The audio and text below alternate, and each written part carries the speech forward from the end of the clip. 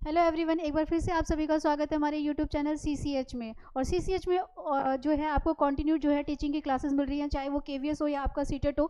और आज जो हम बात करेंगे ईवीएस की पैडागोजी की। मैं ऑलरेडी आप लोगों को एनसीईआरटी का जो हमारा ईवीएस पार्ट है वो हम ऑलरेडी डिस्कस कर चुके हैं कि हमारे एनसीईआरटी से जो रिलेटेड क्वेश्चन आते हैं वो किस तरह के आते हैं। तो जो आज की जो हमारी क्लास है वो पैडागोजी की है, और पैडागोजी में एक ऐसा टॉपिक जो कि बहुत ही इंपॉर्टेंट टॉपिक है एनसीएफ से रिलेटेड। सबसे पहले तो हमें ये जानना है कि एनसीएफ ऑलरेडी हमें पता है इसकी फुल फॉर्म होती क्या है।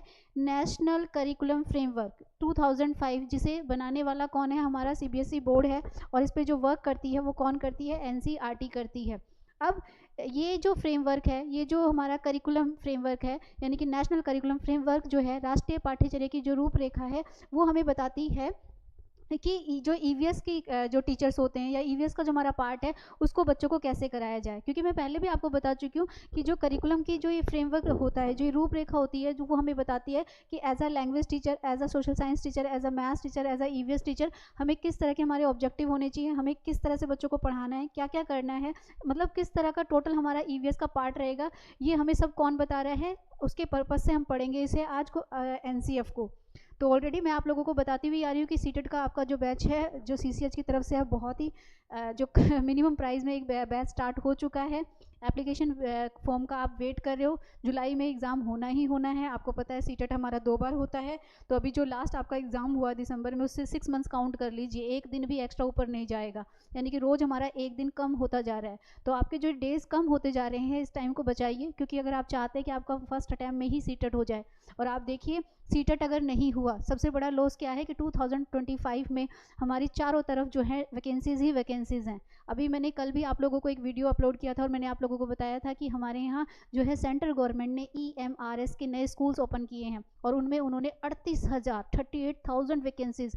सुनकर भी ऐसा लगता है कि अब तो शायद लगता है कि टीचर्स का जो ये लंबे समय से जो इंतज़ार वाला पीरियड था वो ख़त्म होने वाला है, क्योंकि 38,000 वैकेंसीज कम नहीं होती। और सबसे बड़ी बात आप लोगों को बताऊं कि ये पीआरटी लेवल पे नहीं है, ये टीजीटी लेवल है। यानी कि जो टीजीटी में अगर हम केवीएस की और डीएसएसबी की बात करें तो वहाँ पर सिर्फ कुछ वैकेंसी, मुट्ठी भर वैकेंसी आती है, और उसके लिए भी बहुत गंदे वाला कंपटीशन होता है। यानी कि एक एक पोस्ट के लिए जो है 50-50 कैंडिडेट्स के बीच में कंपटीशन है। लेकिन अगर आप ये जॉब देखेंगे, ये बिल्कुल आपके केवीएस की तरह ही है।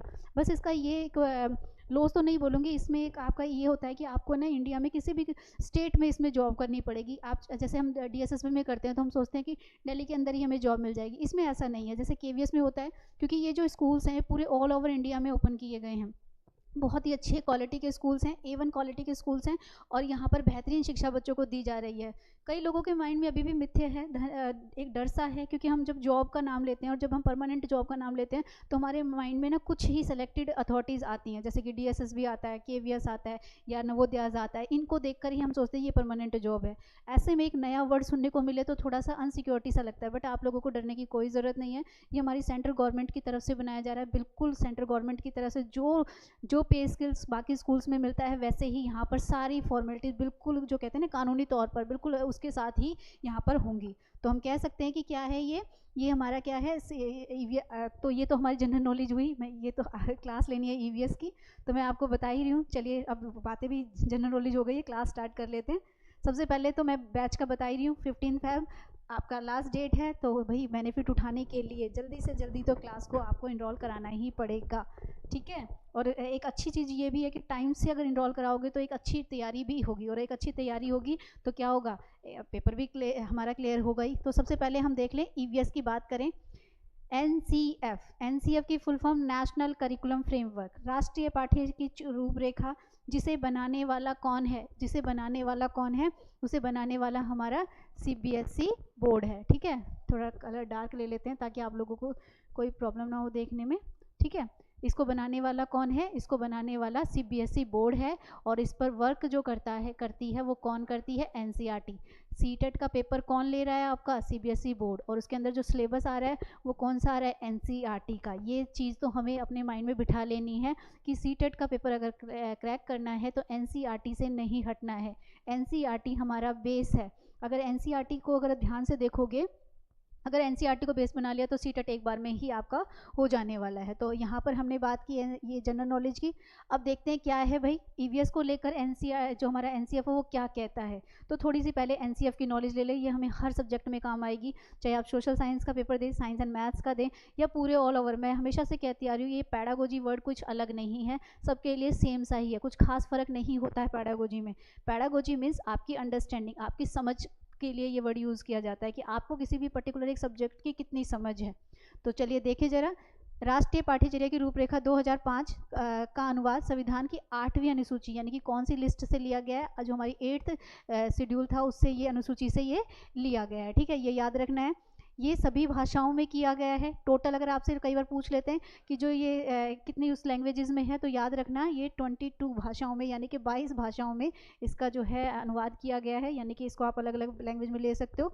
दूसरा, राष्ट्रीय शैक्षिक अनुसंधान परीक्षण परिषद, जिसे हम क्या कहते हैं एनसीईआरटी के नाम से जानते हैं, इसने क्या किया, यानी कि अगर आपसे पूछा जाए इसका कार्य रूप यानी कि कार्यकारिणी कौन है, जैसा कि मैंने अभी बताया कि सीबीएसई बोर्ड ने इसको बनाया है, ठीक है, एनसीएफ को बनाया है और एनसीईआरटी इस पे वर्क करती है। एनसीईआरटी एक संस्था है, कार्यकारिणी है।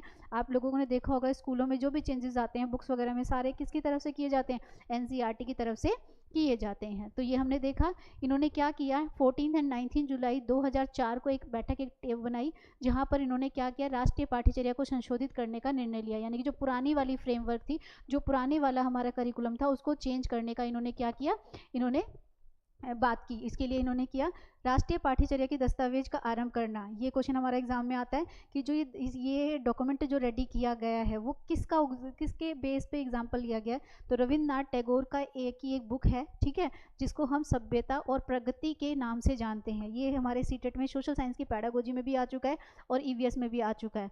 तो हमें ये पता होना चाहिए कि ये जो डॉक्यूमेंट, ये जो फ्रेमवर्क रेडी की गई थी, ये किन के विचारों से प्रभावित है। अगर हम बात करें तो ये रविन्द्रनाथ टैगोर की जो एक निबंध है, ठीक है, इनका एक निबंध है जिसका नाम क्या है, सभ्यता और प्रगति। उसको ध्यान में रखते हुए, उसके एग्जाम्पल को ध्यान में रखते हुए हमारी नेशनल करिकुलम फ्रेमवर्क की जो रूपरेखा है वो तैयार की गई है। ठीक है, क्या की गई है, हमारी नेशनल करिकुलम फ्रेमवर्क की जो रूपरेखा है वो क्या की गई है, तैयार की गई है। तो ये हमें पता चाहिए, जनरल नॉलेज जो कि हमें पता होनी चाहिए, ईवीएस में ही नहीं ऑल पैडाज में हमारे काम आएगी। ठीक है, चलिए आगे बढ़ते हैं। आगे क्या कहता है भाई, अब ये हमें क्या क्या इंस्ट्रक्शंस देता है, क्या क्या गाइडलाइंस देता है, ये हमारा बहुत ही इंपॉर्टेंट है। इसे आप ट्रिक्स के रूप में भी यूज़ कर सकते हैं। अब कहोगे कि इसमें कैसी ट्रिक्स, भाई ध्यान से देखिएगा, साथ साथ बताती हुई जाऊंगी। खाली ईवीएस में ही नहीं, जहाँ पर हमें लगेगा कि ये वाला पार्ट हम अलग सब्जेक्ट्स में भी यूज़ कर सकते हैं, हम वहाँ भी इसको यूज़ करेंगे। तो देखिए ज़रा ध्यान से, क्या है पाठ्यचर्या, ये सबसे पहला पार्ट क्या है, ये क्या कहता है एनसीएफ कहता है, पहली लाइन क्या कहता है कि ज्ञान को बच्चे के स्कूल के बाहर से जोड़ना, यानी कि ये रोट लर्निंग के खिलाफ है। ये किसको, चाइल्ड सेंटर्ड को इंपॉर्टेंस देता है। ये क्या करता है, लिंक करता है नॉलेज को किससे, टू लाइफ आउटसाइड स्कूल, यानी कि जो स्कूल में सिखाया जा रहा है उसे बच्चे के बाहर के जीवन से जोड़ दो। अगर हम बच्चे की जो कुछ सिखा रहे हैं उसके घर के जीवन से जोड़ देंगे तो उससे लर्निंग बाय डूइंग होगा और उस बच्चे का सीखना और अच्छा हो जाएगा और क्लास में क्या होगा, एक्टिव पार्टिसिपेशन होगा। ठीक है, दूसरा ये क्या करता है, ये हमें गाइडलाइन देता है कि पढ़ाई रटंत प्रणाली से दूर होना चाहिए, यानी कि बच्चों को हमें किससे दूर करना है, हमें फ्री करना है रोट लर्निंग से। ठीक है, ये वर्ड हमारा हमेशा नेगेटिव में रहता है। तीसरा ये कहता है पाठ्यचर्या का इस तरह से संवर्धन करना कि बच्चों को चहुमुखी का मतलब होता है बच्चों का एक डेवलपमेंट नहीं करना है, हमें बच्चों का ऑल राउंड डेवलपमेंट करना है। मैं बार बार बोलती हूँ कि जो ये ऑल राउंड डेवलपमेंट होता है इसके 3 पार्ट्स मेन होते हैं, एक कॉग्निटिव, एक अफेक्टिव और एक हमारा जो होता है साइकोमोटर। ठीक है, एक हमारा क्या होता है, एक हमारा होता है साइकोमोटर, यानी कि एक हमारा संज्ञानात्मक, एक हमारा भावनात्मक और एक हमारा क्रियात्मक, यानी कि बच्चे की बुद्धि का विकास होना चाहिए, बच्चे के अंदर अच्छी भावनाएं होनी चाहिए और लर्निंग बाय डूइंग, उसे हाथों से काम करना भी आना चाहिए। यानी कि ये 3 चीज़ें अगर एक बच्चे में आ जाती हैं तो बच्चे का क्या हो जाता है, ऑल राउंड डेवलपमेंट हो जाता है। फोर्थ आता है परीक्षा को अपेक्षाकृत अधिक लचीला बनाना। लचीले का मतलब होता है फ्लेक्सिबल बनाना। ठीक है, क्या बनाना, परीक्षाओं को, जो एग्जाम्स हैं, पहले के एग्जाम्स कैसे होते थे भाई, फिक्स होते थे, एक पार्ट खत्म हुआ, एक करिकुलम खत्म हुआ, उसके बाद exam, first term, second term और फाइनल, एक बर्डन रहता था। और होता क्या था, फर्स्ट टर्म अगर आए हैं तो उसमें बच्चे का क्या आ रहा है, एक पर्टिकुलर इतना सिलेबस आ रहा है, फिर सेकंड टर्म हो रहा है उसमें इतना आ रहा है, फाइनल में फिर से पूरी बुक दे दी, तो ये क्या है, बच्चे पर बर्डन लेकर आ रही है। अब जब टाइम बदला, समय बदला, तो फ्रेमवर्क ने कहा कि अब बच्चों की ज़रूरतें बदल गई हैं। अब बच्चों की ज़रूरतें क्या हैं, हम भी अपना करिकुलम चेंज कर चुके हैं। टीचर सेंटर्ड करिकुलम से हम किस में आ चुके हैं, चाइल्ड सेंटर्ड करिकुलम में आ चुके हैं। और चाइल्ड सेंटर्ड करिकुलम जो है वो क्या करता है, समय के अनुसार अपने करिकुलम में फ्लैक्सिबिलिटी मांगता है। ठीक है, फ्लैक्सिबिलिटी का मतलब होता है उसे समय के अनुसार बदला जाए।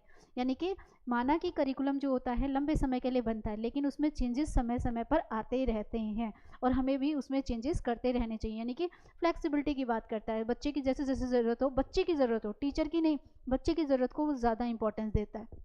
चलिए दूसरा देखिए, ये कहता है एक ऐसी अधिभावी पहचान का विकास करना जिसमें प्रजातांत्रिक इज मोस्ट इंपॉर्टेंट वर्ड। अगर आप साइंस एंड मैथ्स की पेडागोजी का एग्जाम दे रहे हैं या आप सोशल साइंस की, तो वहाँ पर ये क्वेश्चन आपका और ईवीएस में ज़रूर काम आना है। ईवीएस हो गया, सोशल स्टडीज़ हो गया, ये एक ऐसे सब्जेक्ट हैं जो बच्चे के अंदर क्या लेकर आते हैं, डेमोक्रेटिक वैल्यूज़ का क्या करते हैं, डेवलपमेंट करते हैं। डेमोक्रेटिक वैल्यूज़ तो आपको पता ही होगी, इक्वालिटी है, फ्रीडम है, जस्टिस है। अब वो करिकुलम कहता है, एनसीएफ कहता है कि आप ईवीएस को इस तरीके से पढ़ाइए, उसमें कुछ इस तरह की एक्टिविटीज़ रखिए, ग्रुप एक्टिविटीज़ रखिए, जिससे क्या होगा, बच्चे का क्या होगा, ओवरऑल डेवलपमेंट तो होगा ही, साथ में बच्चे को डेमोक्रेटिक वैल्यूज़ का भी पता होना चाहिए। जैसे फॉर एग्जांपल टीचर असाइनमेंट्स देती है, प्रोजेक्ट वर्क कराती है, ग्रुप वर्क कराती है, ग्रुप एक्टिविटीज़ कराती है, तो उसमें इक्वालिटी, फ्रीडम, जस्टिस, ये सारी क्वालिटीज़ बच्चे क्या करते हैं, सीखते हैं। तो नो डाउट इनका भी एक ऑब्जेक्टिव क्या है कि बच्चों में प्रजातांत्रिक राज व्यवस्था के अंतर्राष्ट्रीय चिंताएं समाहित, तो मतलब टोटली बात ये है कि बच्चों को डेमोक्रेटिक वैल्यूज़ के बारे में बताया जाए। डेमोक्रेटिक वैल्यूज़ में फिर से बता देती हूँ, इक्वलिटी आती है, फ्रीडम आता है, जस्टिस आता है, ये सारी चीज़ें हमें बच्चों को सिखानी है। क्वेश्चन नंबर 6 के पॉइंट नंबर 6 कहता है बच्चों में सामाजिक सांस्कृतिक यथार्थ पर विवेचनात्मक परिप्रेक्ष्य को विकसित करने वाली पाठ्यचर्या को स्थान देना। कहने का मतलब है, इंग्लिश में देखिए जरा, सोशल कल्चर की बात कर रहे हैं, यानी कि हमारे करिकुलम में किसका होना चाहिए, बच्चों के अंदर हमें क्रिटिकल थिंकिंग को डेवलप करना है, ताकि वो जो समाज है, समाज की रियलिटी के साथ वो क्या कर सके, एडजस्टमेंट कर सके।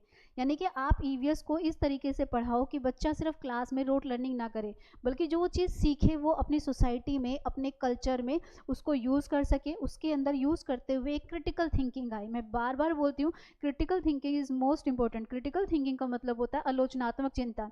यानी कि आप बच्चों को इस तरीके से पढ़ाइए कि बच्चों में किसी चीज़ की कमी का तो पता चले ही चले, साथ में क्या करें, उनकी कमियों को दूर करने का भी उनके अंदर वो होना चाहिए। ठीक है, चलिए नेक्स्ट देख ले क्या है।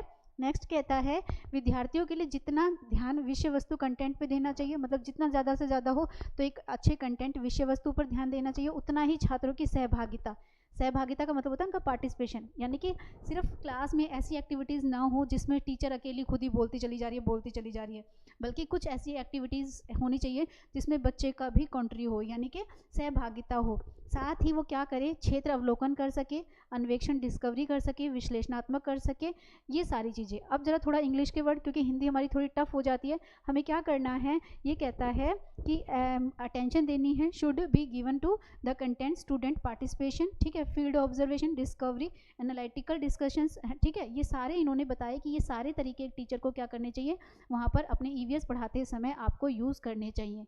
अब ये जो पैडागोजी के पार्ट में मैं ये सब आपको बता रही हूँ, इसके पीछे पर्पस क्या है कि आप जब ईवीएस के टीचर हैं, जब आप बच्चों को पढ़ा रहे हैं, तो आपको पता होना चाहिए ये हमारा सब्जेक्ट क्या है, ये मैथ्स की तरह नहीं है, ये क्या है, ये एक हमारा सोशो कल्चर की तरह एक सब्जेक्ट है जो हमें इन्वायरमेंट में सिखाना होता है, इसका नाम ही इन्वायरमेंटल स्टडीज़ है। तो ऐसे में हम बच्चों को कुछ इस तरह की एक्टिविटीज़ कराएं जिससे बच्चे में क्या हो, एक्टिव पार्टिसिपेशन आए, सक्रिय सहभागिता बढ़े, ठीक है, फील्ड ऑब्जर्वेशन, उनमें ऑब्जर्वेशन की टीचर्स लेके भी जाती है बच्चों को ट्रिप्स पे, ठीक है, ऑब्जर्वेशनल अवलोकन करना है, डिस्कवरी वो खोजबीन करके चीज़ों को सीखें, एनालिटिकल डिस्कशंस आए, ठीक है, क्वालिटीज़ इंप्रूव हो, मतलब कहने का मतलब है उसके अंदर जो है सारी अच्छी वैल्यूज़ को डेवलप करना है। और ऐसा सिर्फ किताबी ज्ञान देने से नहीं होगा, इसके लिए हमें बच्चों को क्या कराना पड़ेगा, इसके लिए हमें बच्चों को जो है एक्टिविटीज़ करानी पड़ेंगी। तो ये हमारा हुआ पॉइंट। तो हमने कितने पॉइंट्स समझे, हमने ये देखा एनसीएफ कहता है कि बच्चों को जो कुछ भी कराओ एज अ ईवीएस टीचर, मैं अगर ईवीएस की पैडागोजी कर रही हूँ तो मैं ईवीएस वर्ड ही यूज़ करूँगी, कि आपको बच्चे को जो कुछ भी कराना है वो उसकी क्लासरूम जो भी क्लास में करा रहे हैं वो आउटसाइड यानी कि उसके वास्तविक जीवन उसकी रियल लाइफ से लिंक करना है। आपने अपने करिकुलम में फ्लेक्सिबिलिटी रखनी है। इट मीन्स चाइल्ड सेंटर्ड से आपको टीचर सेंटर से आपको चाइल्ड सेंटर की तरफ जाना है। आपने अपनी मर्जी नहीं चलानी है, आपने बच्चे की नीड और इंटरेस्ट को देखना है और बच्चे की नीड और इंटरेस्ट के अकॉर्डिंग ही टाइम टू टाइम आपने अपने टीचिंग मेथड्स में भी क्या करने हैं, चेंजेस करने हैं। ठीक है, कुल मिलाकर जो बात कहें तो एनसीएफ पूरी तरह से फोकस करता है चाइल्ड सेंटरनेस पर, यानी कि बाल केंद्रिता पर। वह बच्चे की रुचि और विकास करके उसका सर्वांगीण विकास करना चाहता है। तो ये हमने इसके पॉइंट्स देखे। अब देखिए और क्या कह रहा है भाई, ये क्या कहता है, ये कहता है ज्ञान निर्माण में विद्यार्थी की सहभागिता। ठीक है, सहभागिता वही है एक्टिव पार्टिसिपेशन, रचनात्मकता, बच्चों की सोच, बहुत इंपॉर्टेंट वर्ड है और ये हमारे ट्रिकी वर्ड होते हैं। जब हमें 4 स्टेटमेंट दी गई हो और हमें कुछ ऐसे वर्ड देखने को मिले तो समझ जाइए कि आंसर वही है, क्योंकि पॉजिटिव चीज़ें सीटेट का एक फंडा है। कुछ पॉजिटिव की टर्म्स होती हैं और कुछ नेगेटिव्स होती हैं। अगर हम उन पॉजिटिव और नेगेटिव टर्म्स को अच्छी तरह से समझ लें तो आधे से ज़्यादा पेपर तो पेडागोजी का वैसे ही सॉल्व हो जाता है। हमें ये पता होना चाहिए कि एनसीएफ के अकॉर्डिंग क्या चीज़ सही है और एनसीएफ के अकॉर्डिंग क्या चीज़ गलत है। अगर आप इस तरह के नॉलेज के साथ जाएंगे तो वो जरूर क्या है, आपका पूरा प्रॉपर उसमें क्वेश्चंस कवर हो जाएंगे। तो हमने कहा ज्ञान निर्माण में विद्यार्थियों की सहभागिता, रचनात्मक, बच्चों की सोच, जिज्ञासा, प्रश्नों के लिए पर्याप्त स्थान दिया जाना चाहिए। यानी कि आपका जो करिकुलम है वो कैसा होना चाहिए, जिसमें एक्टिव पार्टिसिपेशन हो, सिर्फ टीचर एक्टिव ना हो, बच्चे पैसिव नहीं होने चाहिए। कई बार हमारे ये पूछ लेते हैं कि बच्चा क्लास में एक्टिव होना चाहिए कि पैसिव। पहली बात तो क्लास में according to NCF active participation होना चाहिए। एक्टिव पार्टिसिपेशन कहता है सक्रिय सहभागिता। इट मीन्स क्लास में कुछ एक्टिविटीज़ ऐसी हो जिसमें टीचर अकेली ना बोले, बच्चों को भी बोलने की अपॉर्चुनिटी उसमें दी जाए। अगर बच्चों को भी उसमें बोलने की अपॉर्चुनिटी दी जाएगी तो क्या हो जाएगा, वो सहभागिता हमारी बच्चों की बढ़ जाएगी। और सहभागिता बढ़ेगी तो जो बच्चों के अंदर जो गॉड गिफ्टेड स्किल्स हैं उनकी भी, उनकी सोच क्या हो जाएगी, डेवलप होगी। क्रियोसिटी आएगी, वो क्वेश्चंस पूछेंगे क्योंकि उनके अंदर बहुत सारी क्रियोसिटी होती है और वो क्रियोसिटी किस रूप में बाहर आने लगती है, वो क्वेश्चंस के रूप में हमारे सामने बाहर आने लगती है। तो ये भी ज़रूरी है। दूसरा कहता, नेक्स्ट पॉइंट कहता है एनसीएफ के अकॉर्डिंग शिक्षा की राष्ट्रीय व्यवस्था बहुलवादी होनी चाहिए। बहुलतावादी, बहुलतावादी का मतलब क्या होता है, बहुलतावादी समाज को मजबूत करती हो। ठीक है, देखिए जरा ये क्या कह रहे हैं, नेशनल सिस्टम ऑफ एजुकेशन, मतलब पूरे हमारे बच्चों के अंदर क्या लेकर आए, वो एक नेशनल स्पिरिट लेकर आए। आपको पता है इंडिया में मल्टीपल स्टेट्स हैं, मल्टीपल कल्चर है, हर कोई अपने अलग अलग उसमें क्या कर रहा है, अलग अलग तरीके से जो है, मतलब हर कास्ट अलग अलग है। ऐसे में एक ईवीएस एक ऐसा सब्जेक्ट है जिसमें हम बच्चों को कल्चर्स के बारे में, नेशनल फेस्टिवल्स के बारे में, इनके बारे में बताते हैं। तो ये सब बताकर हम क्या कर सकते हैं, एक बहुलतावादी समाज की स्थापना कर सकते हैं। चलिए नेक्स्ट पॉइंट देखते हैं। साथ ही उन्होंने कहा कि इसमें क्या है, संविधान द्वारा, ठीक है, संविधान में उल्लेखित मूल्य, यानी कि जो हमारा कॉन्स्टिट्यूशन कहता है, जो वैल्यूज़ की बात करता है, जैसे कि अभी मैं बता रही हूँ, सोशल वैल्यूज़ की बात करता है, समता की बात करता है, धर्म की बात करता है। हमारे कॉन्स्टिट्यूशन में कहा गया है कि हिंदू, मुस्लिम, सिख, ईसाई सब क्या हैं, भाई भाई हैं। ठीक है, इन्हें सभी इक्वल हैं, सभी जिस धर्म को अपनाना चाहें वैसे। तो ये सारी वैल्यूज़ हमें बच्चे को ईवीएस में भी सिखानी है। यानी कि जो हमारी पाठ्यचर्या है, इट मीन्स हमारा जो करिकुलम है, उसके अंदर इक्वालिटी की बात की जाए, उसके अंदर फ्रीडम की बात की जाए, उसके अंदर जस्टिस की बात की जाए। अगर हम ये सारी चीज़ें बच्चों को सिखा रहे हैं, और कहाँ सिखाएंगे ये सारी चीज़ें, मैथ्स जैसे सब्जेक्ट में नहीं सिखाएंगे, ये सारी वैल्यूज़ हमें प्राइमरी लेवल पर ईवीएस नाम के सब्जेक्ट में ही बच्चों को करानी होंगी। तो ये हमने पॉइंट्स पढ़े कि जो हमारा एनसीएफ है वो क्या करता है भाई, वो हमारा क्या करता है, वो हमें ये बताता है कि किस तरह से अगर आप ईवीएस के टीचर हैं तो आपको बच्चों को ईवीएस के नाम पर पढ़ाते समय किन किन बातों को ध्यान रखना है। ठीक है, तो चलिए ये तो थोड़ा सा हमने एनसीएफ के बारे में जाना। अब हम देखते हैं कि एनसीएफ और क्या कहता है भाई, देखो जरा। चलिए अब नेक्स्ट कहता है एनसीएफ के अनुसार जो हमारी क्लासरूम होती है, ध्यान से देखना, क्लासरूम एक्टिविटीज़ बहुत इंपॉर्टेंट पार्ट है। पेडागोजी के कई बार क्वेश्चंस आते हैं, अनीता क्लास 3rd की टीचर है, 4th की टीचर है और बच्चों को ये एक्टिविटीज़ करा रही है। अब आप पेडागोजिकल पॉइंट ऑफ व्यू से बताइए कि वो क्या है।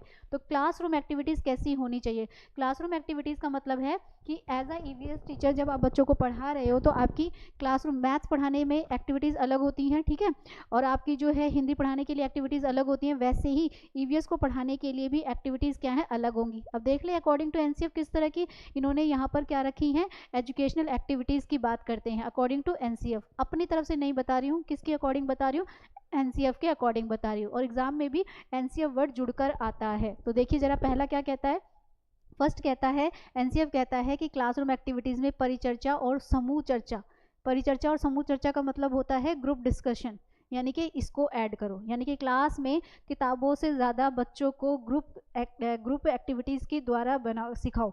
बच्चों के छोटे छोटे ग्रुप्स बनाओ और उन ग्रुप्स के अकॉर्डिंग बच्चों को सिखाओ। दूसरा कहता है एनसीएफ ने नाटक प्रस्तुति, वाचन, गायन आदि पर बल दिया, यानी कि ज़्यादा से ज़्यादा रीडिंग कराई जाए, सॉन्ग के थ्रू बच्चों को ईवीएस बताया जाए। आपने देखा होगा हम स्कूलों में छोटी छोटी राइम्स या सेशंस के अकॉर्डिंग बच्चों को इन्वॉल्वमेंट से, पेड़ों से, जानवरों से जोड़ा जाता है और बच्चों को छोटे छोटे इससे ही उन्हें क्या कर दिया जाता है, अवेयर किया जा रहा है। तो ये भी हमारा कहता है। तीसरा कहता है कि एनसीएफ कहता है ईवीएस के लिए आप पोस्टर्स यूज़ कर सकते हैं, पिक्चर्स, चित्र यूज़ कर सकते हैं, स्वयं के आरेख यानी कि खुद से बच्चा क्या करता है, डिज़ाइन बना सकता है। फोर्थ कहता है एनसीएफ सामुदायिक गतिविधियों पर बल देता है। एनसीएफ क्या कहता है, सामुदायिक गतिविधियां, मतलब ये क्या करता है, एनसीएफ हैज़ गिवन बच्चे को क्या करे, कोऑपरेटिव यानी कि सामुदायिक ग्रुप में। आपने देखा होगा छोटे छोटे बच्चों को ना, अगर मैं एग्जांपल दूं, 4th या 5th क्लास का ये बच्चा जो होता है, जैसे ही बारिश स्टार्ट होती है तो उन्हें एक ना एक टेबल सा बना कर दिया जाता है, एक पेपर टाइप दिया जाता है और बच्चों से कहा जाता है कि आप घर घर जाकर पता लगाओ कि कितने घरों में पानी जो है वो स्टोर है, कितने बर्तनों में। तो आप देख रहे हैं ये क्या है, ग्रुप एक्टिविटीज़ है और ये ग्रुप एक्टिविटीज़ किससे जुड़ी हुई है, हमारे इन्वायरमेंट से जुड़ी हुई है। तो यहाँ पर एनसीएफ गलत नहीं कह रहा है, एनसीएफ कहता है कि आपने क्या करना है, सामुदायिक गतिविधियों को भी बल देना है। सामुदायिक गतिविधियाँ क्या कहती हैं कि आपने बच्चों को जो है कम्युनिटी से भी जोड़ना है, उसके समुदाय से भी जोड़ना है। क्योंकि हमने देखा था अभी उन्होंने हमें गाइड किया, इंस्ट्रक्शंस दी कि आप जो कुछ भी करा रहे हो वो किससे कराना चाहिए, जो क्लासरूम की एक्टिविटीज़ है उनकी घर की एक्टिविटीज़ से आप उसको कनेक्ट कर दो। तो यहाँ पर हमें ये चीज़ भी समझ में आती है कि इसे किस तरीके से हमें बच्चों को एक्टिविटीज़ करानी है। तो यहाँ पर इन्होंने सामुदायिक गतिविधियों की बात भी की, ठीक है। पहला इन्होंने ग्रुप डिस्कशंस की बात की कि परिचर्चाएं कराएं। अब बच्चा ज़्यादा बड़ा नहीं है तो बहुत बड़ी बड़ी डिबेट्स तो नहीं करा सकते, पर छोटी छोटी बातों पर डिस्कशन तो करा ही सकते हैं, ठीक है। राइम्स वगैरह, सेशन वगैरह करा सकते हैं, अंताक्षरी के द्वारा करा सकते हैं, पोस्टर्स बनवा सकते हैं, ठीक है। बच्चे आराम से ईजिली कलरफुल पोस्टर्स बनाते हैं और बच्चे क्या करते हैं, सामुदायिक गतिविधियाँ भी कर सकते हैं। इसमें ग्रुप एक्टिविटीज़ भी दे सकते हो और इंडिविजुअल भी दे सकते हो आप बच्चों को। चलिए नेक्स्ट देखिए ज़रा, नेक्स्ट क्या कहता है, ये कहता है कि आप बच्चों को जो एक्टिविटीज़ कराएंगे वो उसके किससे जुड़ी होनी चाहिए, वो उसके कल्चर से, ठीक है। किससे जुड़ी होनी चाहिए, वो उसके कल्चर से जुड़ी होनी चाहिए, यानी कि किसी ना किसी तरह से, जैसे दिवाली पर हम दिया मेकिंग कराते हैं, होली पर बच्चों को पोस्टर्स कराते हैं। तो कहने का ये मतलब है कि ईवीएस में आप जो कुछ भी बच्चों को एक्टिविटीज़ कराओ वो कहीं ना कहीं उसके कल्चर से जुड़ी हुई होनी चाहिए। तो ये हुआ। नेक्स्ट पॉइंट कहता है एनसीएफ ने कहा कि बच्चे खेलकूद के द्वारा भी, यानी कि खेलकूद का मतलब क्या है, प्ले के द्वारा, ये तो है ही, प्ले के द्वारा। और प्ले करता क्या है, सबको पता है, प्ले में कोई भी चीज़ कैसे सीखी जाती है, लर्निंग बाय डूइंग। तो हम ये कह सकते हैं कि एनसीएफ कहता है कि ईवीएस को जो भी बच्चों को आप करके, अगर करके सिखाएंगे, करके सीखने से बच्चा ज़्यादा अच्छी तरह से सीखता है। तो यहाँ पर हम इस तरह की एक्टिविटीज़ को इंक्लूड कर सकते हैं। फिर कहता है एनसीएफ ने भ्रमण, यानी कि बच्चों को भाई यात्राओं पर भी लेकर जाओ, छोटे छोटे क्लब्स भी बनाओ। आजकल तो इको फ्रेंडली क्लब्स भी बनते हैं और बच्चों को उनके द्वारा भी आप क्या करो, ईवीएस की नॉलेज दो। तो ये हमें पता चला। इन्होंने यहाँ पे हमें क्लब्स के बारे में भी बताया है कि यहाँ थोड़ा सा इन्होंने बताया, छोटे छोटे कैंप लगते हैं, एनसीसी की कैंप और एनएसएस के कैंप। आजकल तो छोटे छोटे बच्चों के ही स्टार्ट हो जाते हैं और वो स्कूलों में 0 पीरियड में ही इन कैंप्स में बच्चों को जो है ईवीएस से जोड़कर चीज़ें सिखाई जाती हैं। तो हर एनसीईआरटी से एफिलेटेड, सीबीएसई से एफिलेटेड स्कूल एनसीएफ को फॉलो करता है। आप लोगों को मेरी बात और अच्छी तरह से समझ में आएगी अगर आप सीटेट की तैयारी कर रहे हैं। एक बार जो स्कूल की बुक्स हैं, अगर आप पेपर 1 का एग्ज़ाम दे रहे हैं तो बच्चों की 1st to लेकर 5th तक की बुक्स देखिएगा, आपको हर पेज पर नेशनल करिकुलम फ्रेमवर्क लिखा हुआ मिलेगा। और अगर आप पेपर 2 के हैं तो 6th, 7th, 8th की बुक्स देखिएगा, वहाँ भी आपको नेशनल करिकुलम फ्रेमवर्क 2005 की रूपरेखा दिखाई देगी और आप समझ जाओगे कि जो बच्चों को पढ़ाया जा रहा है वो पूरा का पूरा हमारा क्या है, एनसीईआरटी से है। और यही हमें पढ़ना है सीटेट अगर हमें क्वालिफाई करना है तो, ठीक है। तो हर बुक के आगे हर सब्जेक्ट का एनसीएफ है, चाहे सोशल साइंस हो, हिंदी हो, मैथ्स हो, इंग्लिश हो, कोई भी सब्जेक्ट जो है उसके आगे अकॉर्डिंग टू एनसीएफ उनका अलग अलग से आपको पूरी रूपरेखा बताई गई है। तो इतनी हेल्प मैंने आप लोगों की कर दी है। अब ये हमने समझ लिया कि एनसीएफ क्या है और किस किस तरह की बातें ये करता है, इसके फीचर्स क्या है। अब थोड़े इसके क्वेश्चंस देख लें कि पैडागोजी में, क्योंकि मेरा अपना तरीका ये रहता है कि चाहे थोड़ा पढ़ाओ पर इतना पढ़ाओ जिसमें बच्चे को जो पढ़ा है उसको वो एप्लीकेशन करनी आती हो। अगर उसको, क्योंकि सीटेट रोट लर्निंग नहीं है, जो रट्टा लगाते हैं वो रट्टा लगाते रह जाते हैं, वो 4 साल 5 साल और भी भाई पता नहीं कितना समय लगा देंगे, लेकिन जो समझ रहा है वो एक बार में ही सीटेट क्वालिफाई हो जाएगा। तो अगर आप लोग एक बार में ही सीटेट क्वालिफाई होना चाहते हैं तो रट्टा नहीं लगाएं, चीज़ों को समझें। क्वेश्चन क्या कहता है, अब हम थोड़े से जो हमने पढ़ा है उसको यूज़ करना सीखते हैं। तो यहाँ पर आ रहा है नेशनल करिकुलम फ्रेमवर्क 2005, ठीक है। राष्ट्रीय पाठ्यचर्या की रूपरेखा 2005 प्राथमिक स्तर पर पर्यावरण अध्ययन। आपको ये पता है कि जो आपका ईवीएस का सब्जेक्ट है ओनली पेपर 1 में आना है, ठीक है। पेपर 2 में सोशल स्टडीज़ होता है, वहाँ पर ईवीएस नहीं होता। ईवीएस खाली हमारा 30 नंबर का 30 मार्क्स का जो पार्ट है वो किस में आएगा, पेपर 1 में आएगा। तो राष्ट्रीय पाठ्यचर्या की रूपरेखा 2005 प्राथमिक स्तर पर पर्यावरण अध्ययन का मुख्य उद्देश्य यानी कि मेन पर्पस, मेन एम क्या बताती है। फर्स्ट कहता है कि विषयों की आधारभूत सहकल्पनाओं की आधारभूत समझ का विकास करना, ठीक है। बच्चों को अपने आसपास के इन्वायरमेंट के बारे में अंडरस्टैंडिंग देना, ये इसका मेन पर्पस है। दूसरा, विषय के आधार पर सब्जेक्ट से रिलेटेड स्मरण यानी कि रोट लर्निंग कराना, ये तो नेगेटिव है, आपको पता है इन्होंने मना ही किया है कि चीज़ों को रट्टा नहीं, स्मरण नहीं कराना है, बल्कि चीज़ों को तो ऑब्जर्व करना है। कक्ष की अधिगम की गतिविधियों को विद्यालय के बाहर से जोड़ना, बिल्कुल ये किया था, ठीक है। स्वतंत्र रूप से प्रयोग करने के लिए कुशलता अर्जित करना। छोटा बच्चा है, ठीक है, हम उसको फ्रीडम देंगे, लेकिन बिल्कुल स्वतंत्र रूप से भी वो नहीं करेगा। यहाँ पर कह रहा है विषय की आधारभूत, विषय की मतलब सब्जेक्ट की जो पर्टिकुलर डेफिनेशन है उनको बच्चों को समझ दे देना। तो यहाँ पर ये भी हमारा पॉइंट जो है नेगेटिव में। पूरी तरह से जो सही है वो ये है कि एनसीएफ कहता है कि क्लासरूम की एक्टिविटीज़ को आप किससे जोड़ दो, बच्चे की बाहर की एक्टिविटीज़ यानी कि घर से आउटसाइड की एक्टिविटीज़ से जोड़ दो, ठीक है। ये हमारा हो गया, तो ये हमें पता चला। नेक्स्ट क्वेश्चन देखिए, नेक्स्ट क्वेश्चन क्या कहता है। एनसीईआरटी की पाठ्य पुस्तक में पर्यावरण अध्ययन को उच्च प्राथमिकता और स्थान दिया गया है। यानी कि हमारी जो बच्चों की ईवीएस की टेक्स्ट बुक्स हैं उसमें जो सिलेबस है, आपको पता है एनसीईआरटी ने पूरे ईवीएस को टोटल कितनी थीम्स में बांटा है, 6 थीम्स में बांटा है। ये मैं आपको प्रीवियस वीडियो में करा चुकी हूँ, मैंने आपको डेमो क्लास में भी बताया था कि एनसीईआरटी के अकॉर्डिंग जो ईवीएस है उसको कितने पार्ट्स में बांटा गया है, पार्ट्स कह रही हूँ, थीम्स में बांटा गया है। टोटल 6 थीम्स में बांटा गया है। उनमें से जो स्टार्टिंग की 2 थीम है, जो हमारी फैमिली एंड फ्रेंड है और फूड, इसी की सब थीम है, बाकी किसी की भी सब थीम नहीं है। इसकी अगर आपको इससे ज़्यादा मोर नॉलेज चाहिए, इसके बारे में पूरा डीपली पढ़ना है, तो प्रीवियस वीडियो को ज़रूर देखिएगा जिसमें मैंने पूरा आपको थीम्स के बारे में बताया है। तो यहाँ पर मैं कह रही हूँ एनसीईआरटी की पाठ्य पुस्तक किस पे ज़्यादा इंपॉर्टेंस देती है भाई, विषय की आधारभूत सहकल्पनाएं की व्याख्या करना, कि डेफिनेशन को अच्छी तरह से समझा पाए, बिल्कुल नहीं, ठीक है। दूसरा कहता है चिंतन और विस्मय के लिए शिक्षार्थी को अवसर उपलब्ध करना, मतलब बच्चा थिंकिंग कर सके। देखिए इंग्लिश में देखिए, अपॉर्चुनिटीज़ देती है बच्चों को किसके लिए, कि वो किसी चीज़ को क्या कर सके, अंडरस्टैंड कर सके, ठीक है। या तकनीकी शब्दावली, तकनीकी मतलब अच्छे अच्छे परिभाषाएं, बिल्कुल नहीं, डेफिनेशन भी हमारा नेगेटिव में चला जाता है। अधिक से अधिक अभ्यास वाले प्रश्न शामिल कर, प्रश्नों से भी नहीं होने वाला है भाई, क्यूरियोसिटी।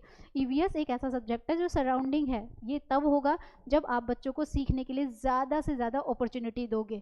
तो एनसीएफ कहता है कि अगर आप ईवीएस के टीचर हैं तो आपको बच्चों को ज़्यादा से ज़्यादा सीखने की अपॉर्चुनिटीज़ देनी है। तो करेक्ट आंसर हमारा क्या हो जाएगा, करेक्ट आंसर हमारा बी हो जाएगा, ठीक है। क्या हो जाएगा, करेक्ट आंसर हमारा बी हो जाएगा।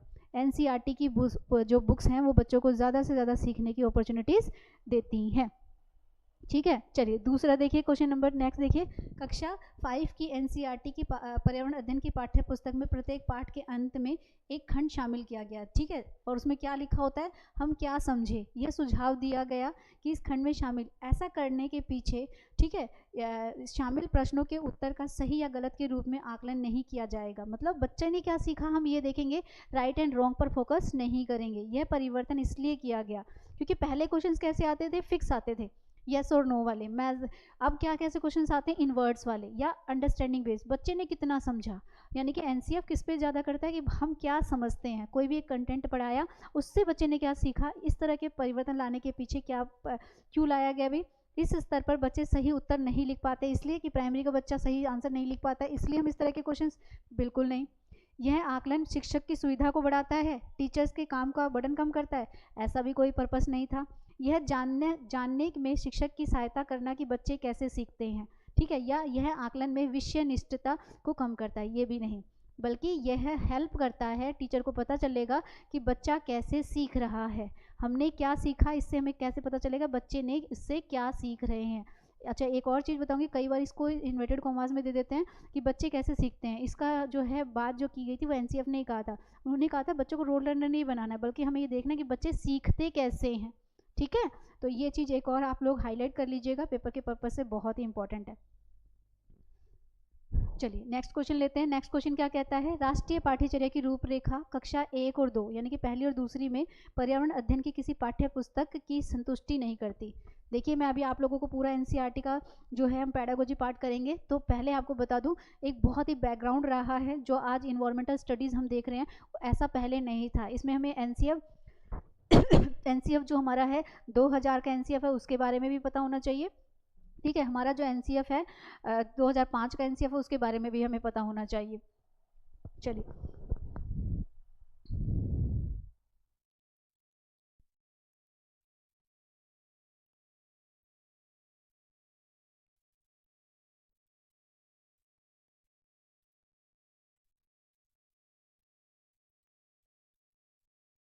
नेक्स्ट क्वेश्चन लेते हैं। राष्ट्रीय पाठ्यचर्या की रूपरेखा मैंने आपको बताया नहीं करती है, इसके लिए सबसे उपयुक्त कारण क्या है? पर्यावरण अध्ययन में केवल कक्षा 3rd से आगे की कक्षाओं के लिए है, ऐसा है? या कक्षा 1 या 2 शिक्षार्थी पढ़ना लिखना नहीं जानते, इसके पीछे पर्पस ये है। तीसरा, संदर्भ युक्त अधिगम परिवेश प्रदान करना चाहती है। इज मोस्ट इंपॉर्टेंट वर्ड संदर्भ युक्त। इसका मतलब होता है किसी चीज़ को किसी का बच्चों को क्या सिखाना चाहती है, किसी चीज़ से किसी चीज़ को जोड़कर सह प्रत्ययों का निर्माण करना चाहती है। तो यही पर्पस है, इसीलिए वो बुक नहीं लगाती है, ठीक है। क्या करती है, ये क्लास 3rd से हमारे पास बच्चे के पास क्या आना शुरू हो जाता है, ईवीएस पार्ट आना शुरू हो जाता है। चलिए नेक्स्ट क्वेश्चन लेते हैं। नेक्स्ट क्वेश्चन क्या कहता है भाई? नेक्स्ट क्वेश्चन कहता है पर्यावरण अध्ययन शिक्षण के संदर्भ में राष्ट्रीय पाठ्यचर्या रूपरेखा प्रस्तावित नहीं करती। किसको नहीं करती है भाई? देखिए विषय अनुसार उपागम पढ़ाती है। नोट में पूछ रहा है, नोट में क्या होता है, 3 स्टेटमेंट सही होती हैं और 1 गलत होती है, ठीक है। नोट वाले में अब यहाँ पर विषय अनुसार उपागम है, हस्तपरक हैंड ऑन एक्टिविटीज भी कराती है, तकनीकी शब्दावली बच्चों के अनुभव से भी जोड़ती है, पॉजिटिव ये भी पॉजिटिव ये भी, लेकिन सिर्फ खाली परिचित कराना और शब्दावली, शब्दावली का मतलब होता है खाली टेक्निकल टर्म्स सिखाना, उसका पर्पस नहीं है। और नोट पूछा है तो आंसर क्या हो जाएगा हमारे पास डी हो जाएगा। चलिए नेक्स्ट ले लेते हैं। नेक्स्ट थोड़ा देखने में बड़ा लग रहा है पर आंसर आराम से निकलेगा। एनसीईआरटी कहती है पर्यावरण अध्ययन की कक्षा 5 में पाठ्य पुस्तक में सुनीता जो है, सुनीता विलियम का एक चैप्टर है हमारी 4th की या 5th की एनसीईआरटी में, आपको पता होगा स्पेस पे गई थी, ठीक है, वो दिया गया है। ऐसा चैप्टर उस बुक में देने के पीछे क्या पर्पस है भाई, इसे क्यों शामिल किया गया है?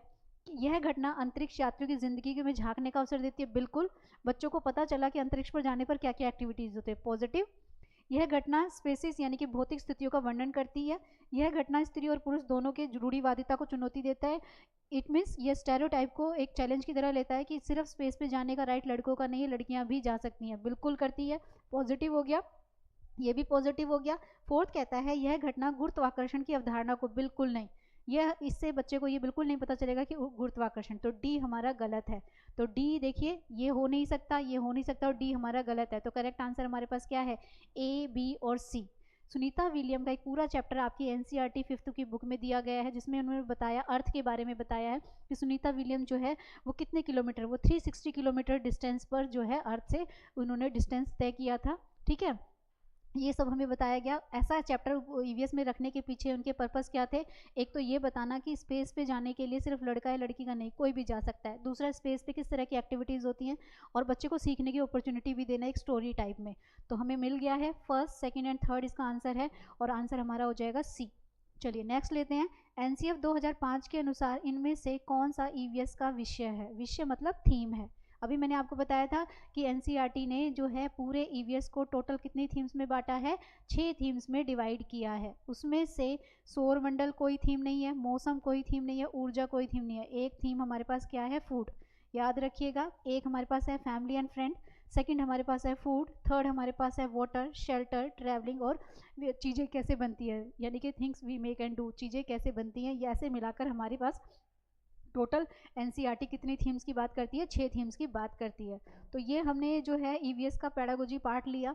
ईवीएस का जो पेडागोजी पार्ट है ये एनसीएफ से रिलेटेड था, ये एक डेमो के पर्पज से था। अगर आपको ये क्लासेस अच्छी लगती हैं, डेमो क्लासेस पसंद आ रही हैं, तो ये पूरा डीपली हम जो है एप्लीकेशन पे पढ़ेंगे। तो वीडियो अच्छी लगे तो वीडियो को लाइक करिएगा, चैनल को सब्सक्राइब करिएगा और ऐसी ही मोर इन्फॉर्मेशन के लिए सीसीएच का जो हमारा चैनल है, ठीक है, टेलीग्राम चैनल है, उसको ज्वाइन कर लीजिए। आपको टाइम टू टाइम सीटेट क्या टीचिंग से जुड़ी हुई सारी इन्फॉर्मेशन जो है टाइम टू टाइम मिलती रहेंगी। Thank you so much.